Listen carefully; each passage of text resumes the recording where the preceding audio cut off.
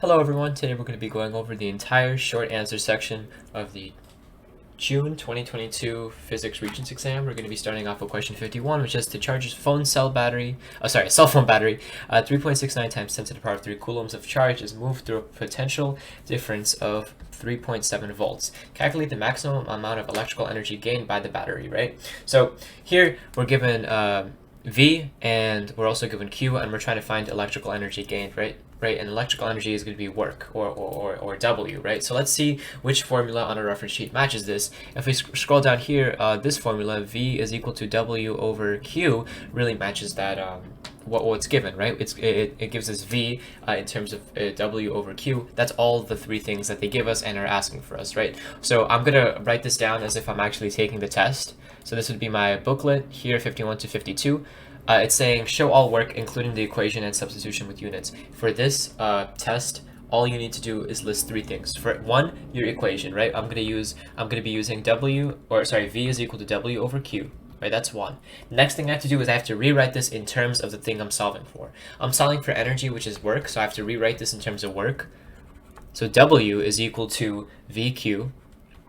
So this is the formula that I'm going to use, right? This is my original reference table formula, and that shows the grader that I know what I'm doing, right? I know what I'm trying to use.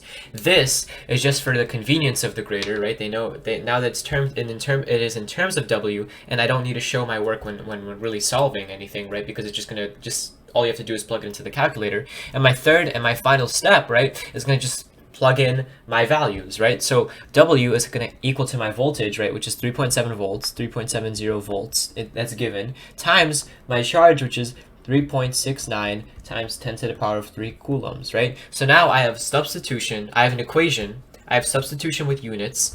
All I have to do, all that's left, right, is literally just include your answer, right? You plug this into your calculator, you're going to get 1.37 times 10 to the power of 4 joules, right? That's it. That is that in scientific notation, right? So three-step equation, right? Write down your equation.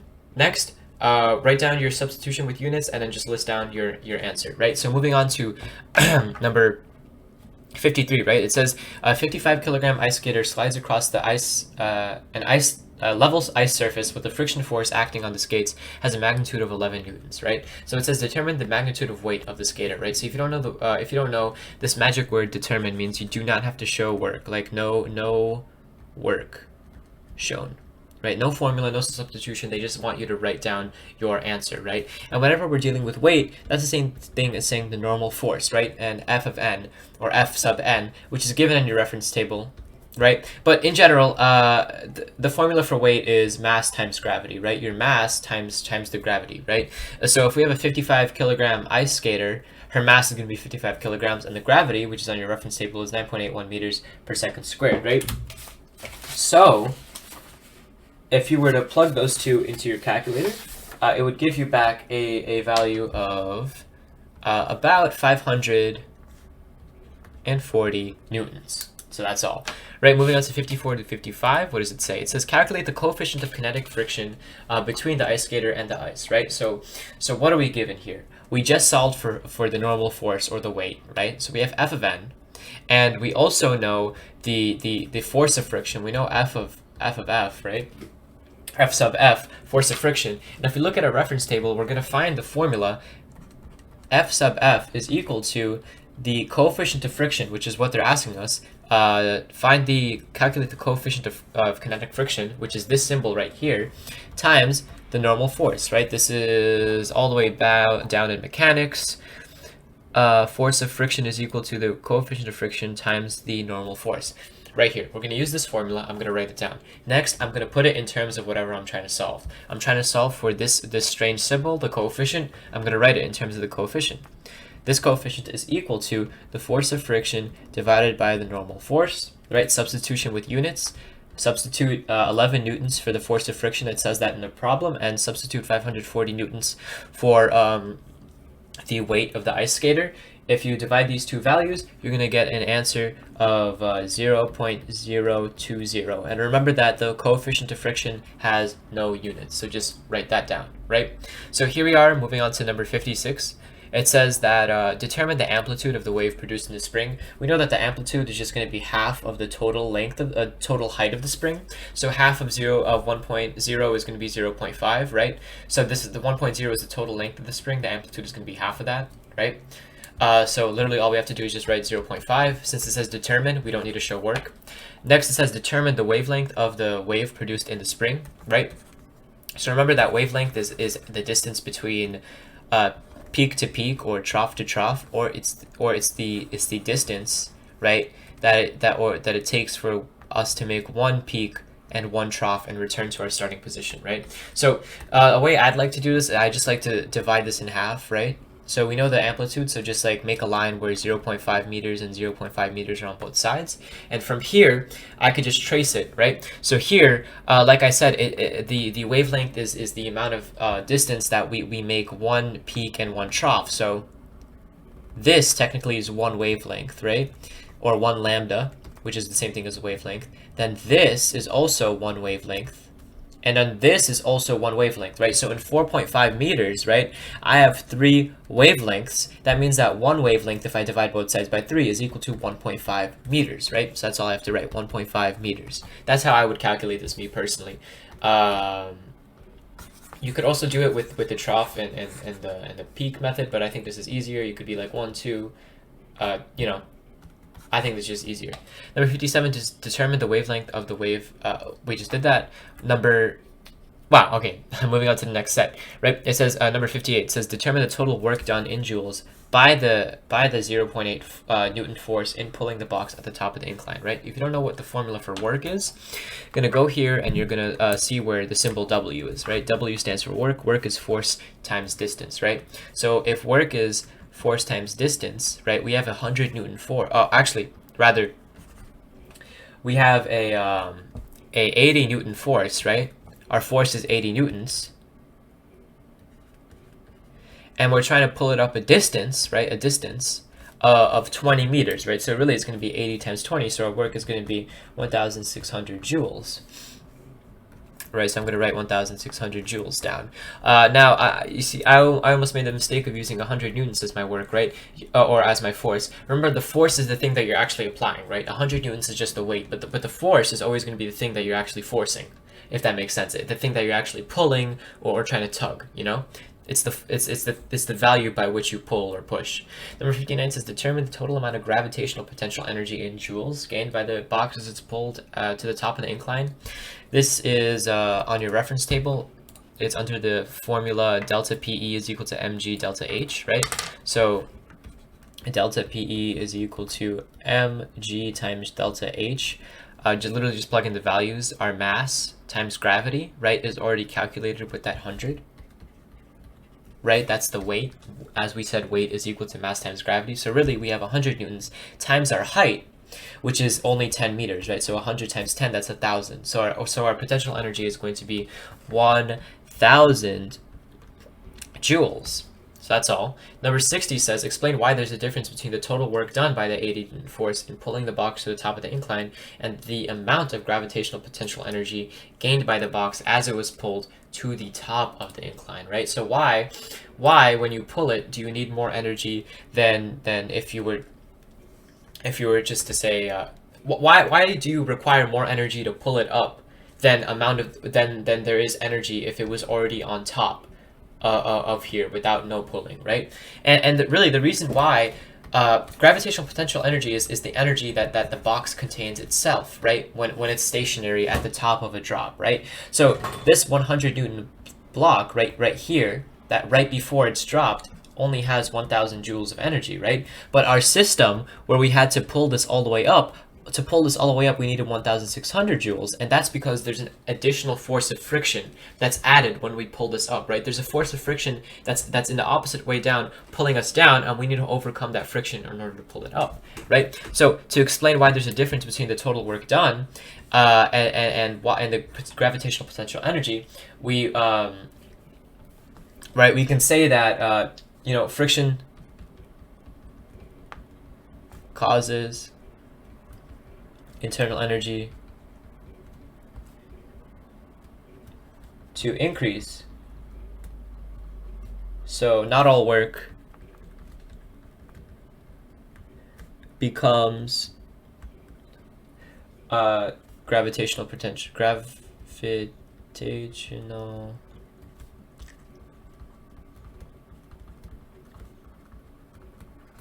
Right? Because we lost 600 newtons to friction here, right? If this is 1,600, not all this energy is going to turn into gravitational potential energy because we're going to lose to friction, right? Or we could just write energy is lost to friction. That's all. Number 61 to 62, it says base your answers to 61 to 65 on the information below. Whatever. Diagram below represents an electric circuit containing a 110 ohm resistor and a 220 ohm resistor connected to a source of potential difference, right? This is a parallel circuit. We know this because the resistors are not included alongside the circuit, right? They're in their own little subsection, or their own little section right there. Right, it says calculate the equivalent resistance of the circuit. You should know this by now, but if you go into your reference table, it shows you formulas for series circuits and parallel circuits. We have a parallel circuit, so our total resistance or equivalent resistance, or the formula we're going to use is 1 over Req is equal to 1 over R1 plus 1 over R2, right? That's our formula that we're going to use for this problem. Next thing we have to do is just use substitution with units, so 1 over Req, which is what we're solving for, right? I don't need to alter this formula in anything because it's already in terms of what I need to solve for. I just need to plug in my units. So that's 110. Whoa, cannot write today. So that's just 110 ohms, right? Plus 220 ohms. And if you plug this into your calculator, you solve for resistance, you get Req is actually equal to 73.3 ohms. That's going to be your answer. I'm going to box that in. Moving on to number 63 to 64, it says calculate the total current within the circuit, right? Show all work, including substitution with units, right? So the total current is going to be I, and from here, we know that I is not constant throughout the entire circuit, right? I determines is dependent on the amount of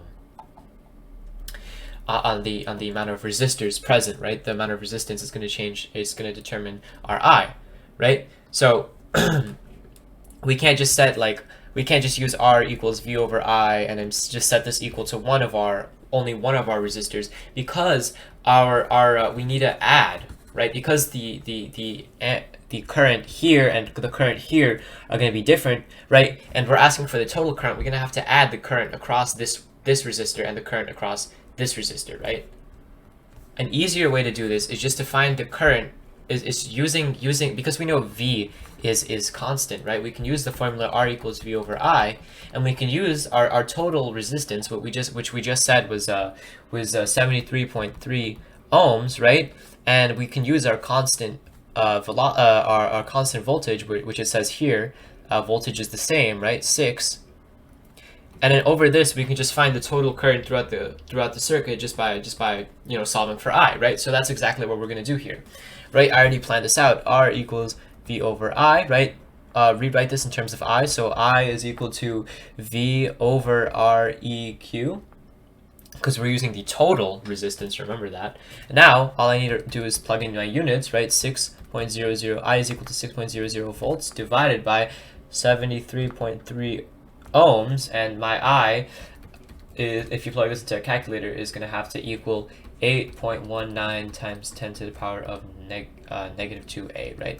I have my calculator in, I think, like scientific mode, so it automatically gives me answers in scientific notation, but if you may have a different answer that's not in scientific notation, the people who grade the Regents will count both as correct, right? And here we have compare the power dissipated by the 110 ohm resistor to the power dissipated by the 220 ohm resistor. So we're going to go into our reference sheet and we're going to look at whatever here says power, right? So this is work, right? That's not what we want. We need P, electrical power. So here is electrical power, and the formula for electrical power is going to be V squared over R. I'm going to use this because in a parallel circuit, like I just said, my V is the same, right? And I'm going to use R, and it would be unwise to use I squared R because the current varies with each with each resistor, right?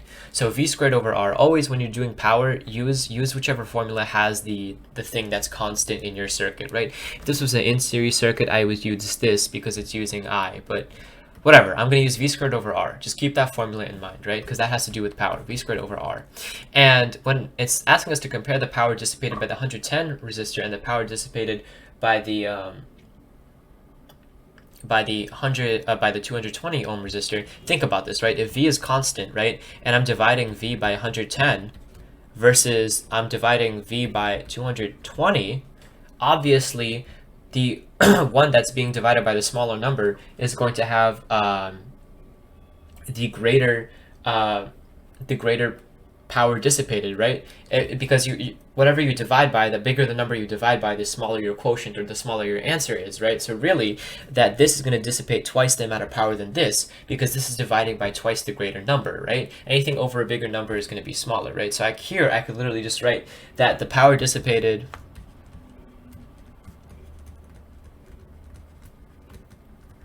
by the 220 ohm resistor is less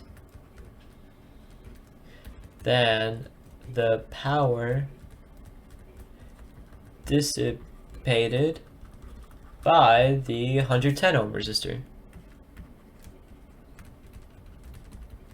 Boom, that's it. So moving on to number 6, part C, or I don't know what part C means, but 66 to 67, still a short answer, right? It says a group of students construct the catapult that launches a ball, blah, blah, blah. I'm just going to quickly summarize what it says, right? It's 8 seconds, right? From here to here, it took 8 seconds, or 0.8 seconds, right? I'm just going to rewrite that. That's our total time, right? And we know that the distance from the ball to the target is 2 meters, right? The total distance is 2 meters, that's all. We also know that the time from here to here is going to be 1/2 our total time, so 0.4 seconds. So now 66 to 67 say, calculate the horizontal component of the ball's initial velocity, right? So the horizontal component is just Vx, right? Vx, or the velocity that's going in this way. Well, I could easily do that because I have my distance. I have d, which is 2 meters, right? And I have t, and you know that v is equal to d over t. So in my answer sheet, right, I'm going to write v, right, is equal to distance over time.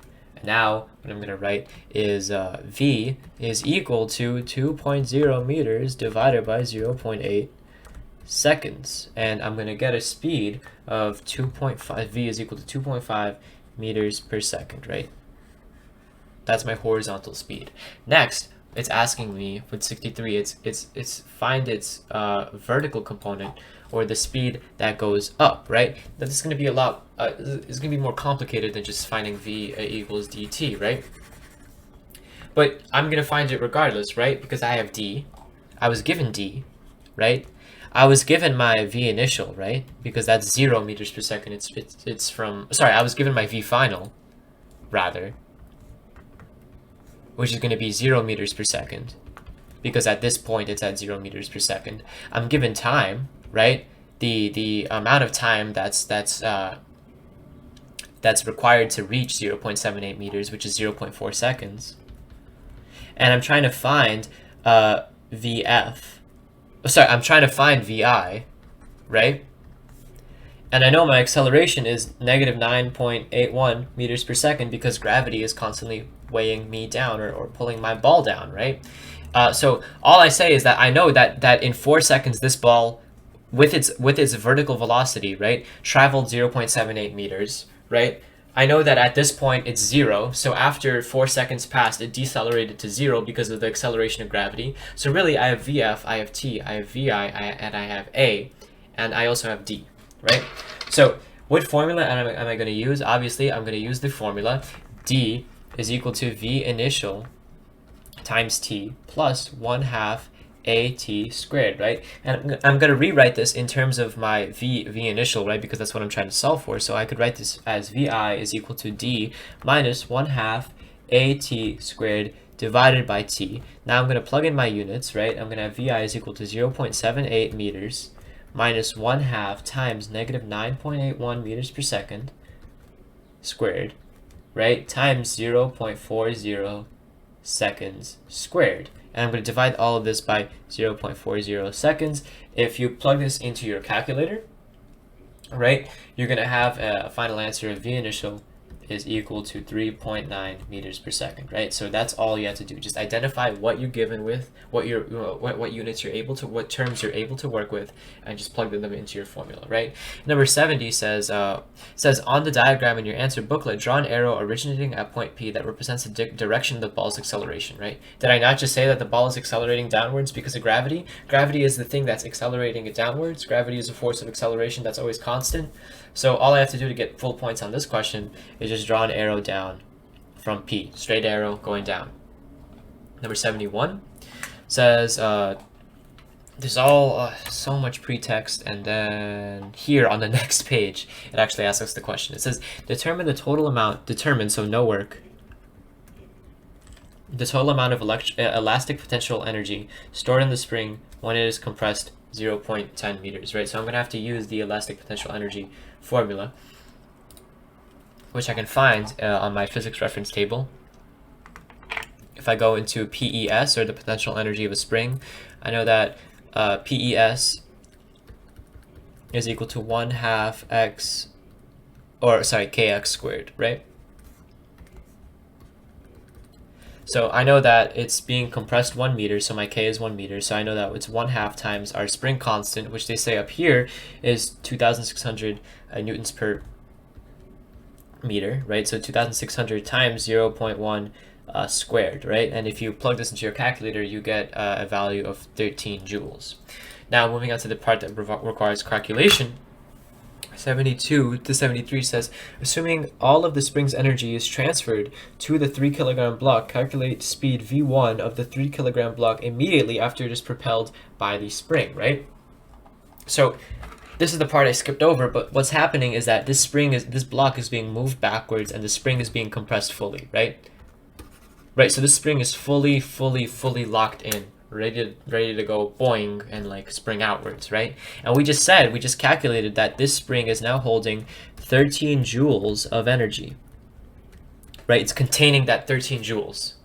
Now this problem is asking us that, assuming that all 13 joules go into this block, what is the speed that it's going to go at, right? So what I really have here is I have energy, I have mass, and I'm trying to find velocity, right? And when I have energy, mass, and velocity, and I have movement, I'm going to think of the formula, I'm going to think of the kinetic energy formula, right? Ke is equal to 1/2 mv squared. So I'm going to go ahead and write that.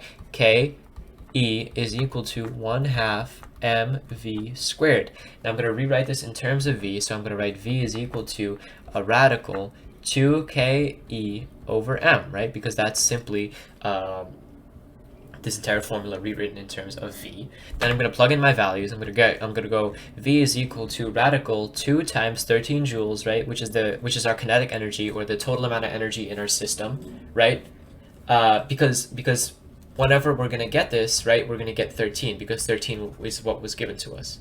So now we have 2 times 13 joules divided by just 3 kilograms, and then once you plug this into your calculator, you're going to get an answer of v is equal to 2.9 meters per second, right? So whenever this was released, whenever the spring was released, all of its energy was converted into the block, and that energy allowed this block to travel at 2.9 meters per second. Perfect, right? So now 74 asks to calculate the speed of v2 of the two blocks after the collision, right? So yay, this guy's going super fast, and then oh no, this guy crashed into the other guy. But the important thing is when these two crashed, right, they continued moving, right? And whenever I think of collisions, I always think about my momentum formula, right? That's pretty much the only way to solve collision problems in the Regents physics, is to think of the momentum formula. And the best momentum thing you have is P before is equal to P after.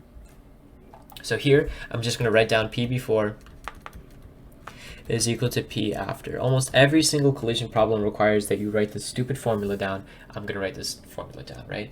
And really, what P before plus P after means is it means that P is equal to mv, right? So the mass, the momentum of this object before the collision and the momentum of this object before the collision, right, they're going to equal the momentum of both objects after the collision, right? So really what I'm going to have to write here is that because they combine into one big block, I'm just going to write m1, right, times v1, right, which is my this object, this block times its velocity, right? The momentum of this block is going to equal to, right, the momentum of both blocks combined, right? And if I'm trying to find the momentum of both blocks combined, right, I'm going to have to go and write m1 plus m2 times v2, right? Why? Well, because they combine into one system after. They combine into one block after, right? So I have to, and now they weigh 4 kilograms. So I have to combine the mass. My formula has to combine the mass of the one block with the mass of the second block, and then multiply that by their new v2 or their new velocity, right? So now that I have my formula, I'm just going to plug in, or rather, I'm going to solve this or set this in terms of v squared, right, or v2, which is what I'm trying to solve for. And I'm going to get v2 is equal to m1 v1 over m1 plus m2. And I'm going to plug in my units. I'm going to have v2 is equal to 3.0 kilograms times 2.9 meters per second, right, divided by 3 kilograms plus 1 kilogram. And if you plug this into your calculator, you're going to get that v2 is equal to 2.2 meters per second, right? So they collide, they join together, and now because they're slightly heavier, they're going to travel at 2.2 meters per second to the right. So moving on to number 76, it says determine the energy. Oh, well, first off, it says a mercury atom emits a photon when an energy in the atom moves from the energy level F to D, right? So it emits a photon when the electron, in the atom moves from energy level F to D. So now they're asking us to determine the energy of the emitted photon in electron volts. Well, I'm going to need my reference sheet for this, right? I'm going to go into my levels of ionization table. I'm going to look at what they said again.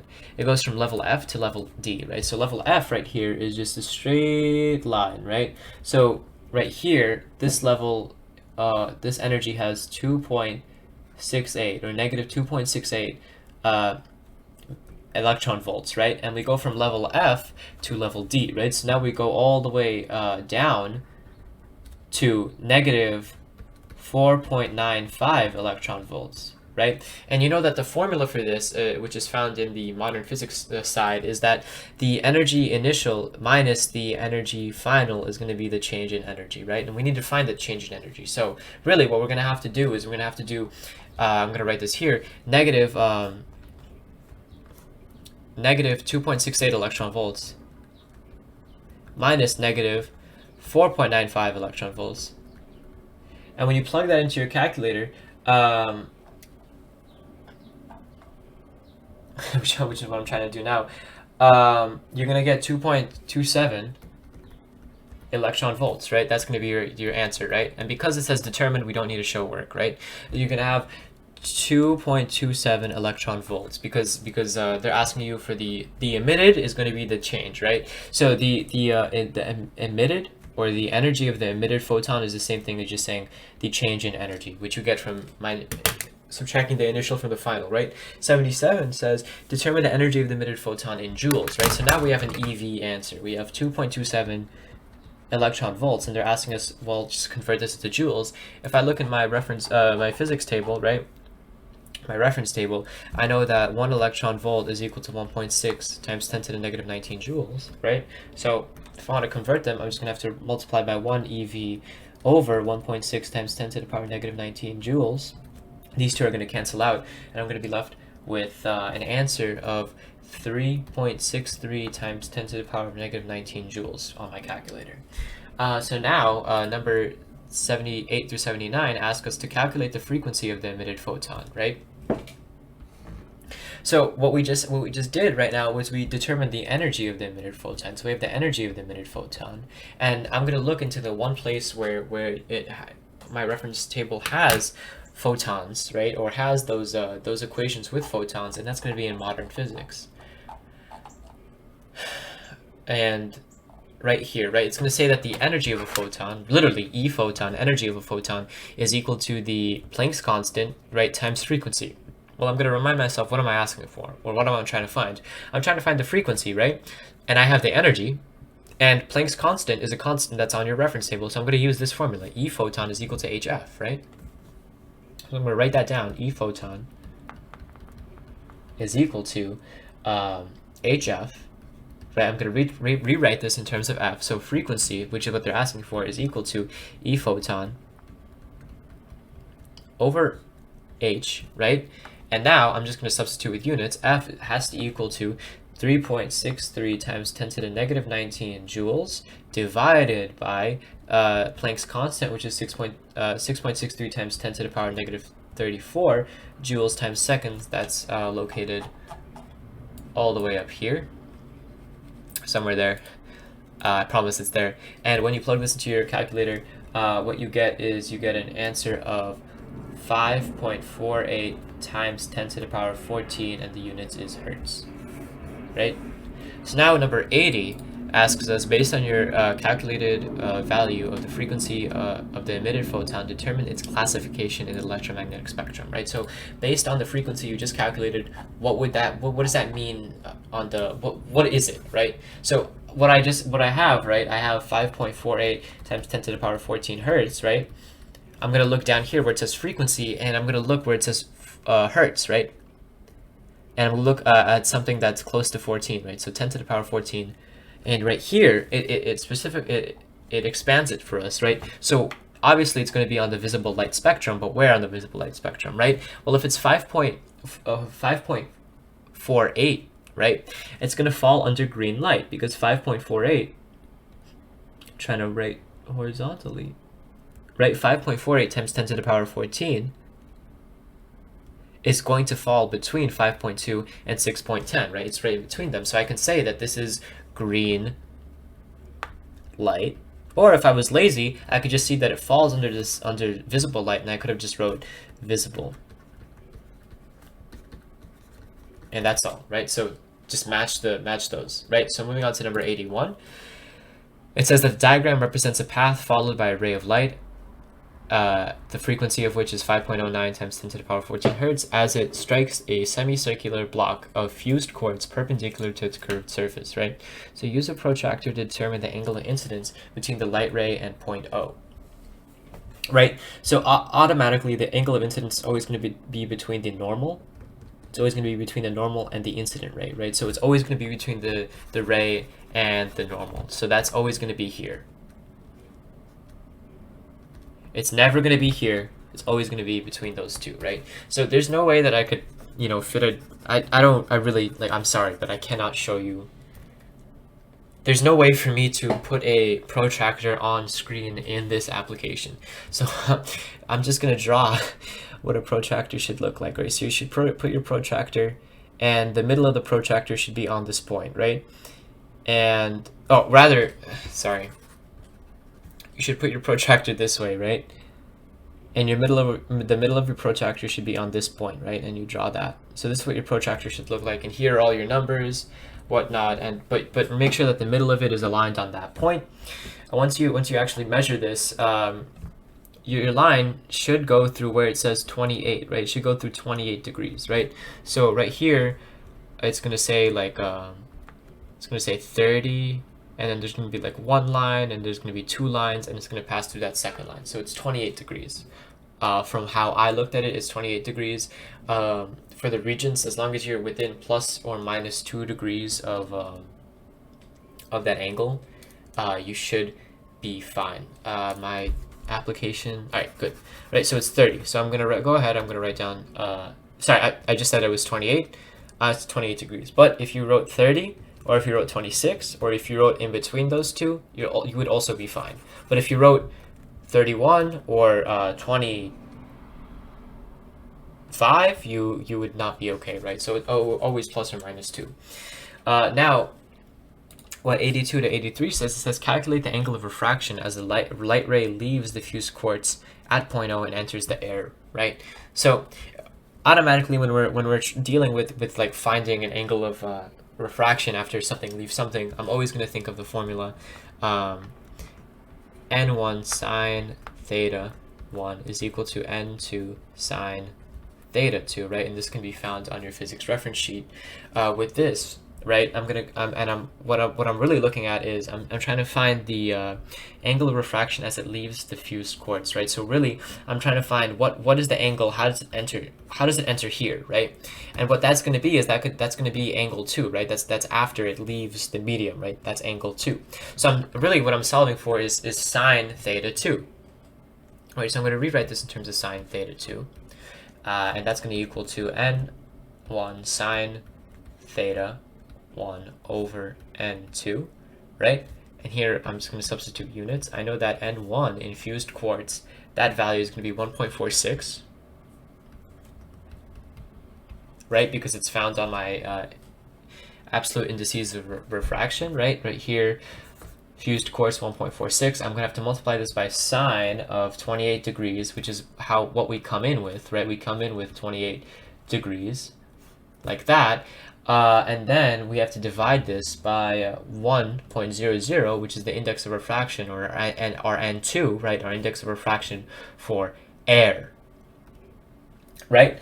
And once we solve this, right, you plug this into your calculator, you find the sine inverse of whatever you get. What your answer is going to be is you're going to be somewhere between 43 or 44 degrees. If I want to, if I'm going to round, it's going to round to 44 degrees, around 44 degrees, right? Number 84 says to, starting at point O, use a protractor and a ruler to draw a refracted ray at the appropriate angle of refraction in the diagram, right? So using this diagram, right, just draw what it would look like, right? So once again, I'm gonna draw a makeshift protractor like this, and make sure to center it at this point O. And right here, I'm gonna see wherever it says 45, right? There's gonna be a big line that's gonna say 45, and then I'm gonna go 1 before it. And I'm going to draw my line at, I'm going to make sure that my line passes this point, right? So I'm going to mark off this line up here, and I'm going to draw a straight line between my angle and this angle, right? And I'm going to draw a arrow. And that's all I need to do, right? That's going to be my 44 degree angle. I don't think I need to mark it or anything. That's it, right? So that's what you would do if you had an actual, that's what I would do if I had an actual protractor. That's what you would do with your actual protractor. And number 85 says compare the frequency of light in fused quartz to the frequency of light in the air. The frequency is always, not always, but the frequency is constant pretty much. Right, it doesn't matter what medium it's in, right? The frequency always stays constant between the mediums, right? That's all you need to write down. You don't even need to explain why, just frequency is constant between the two mediums.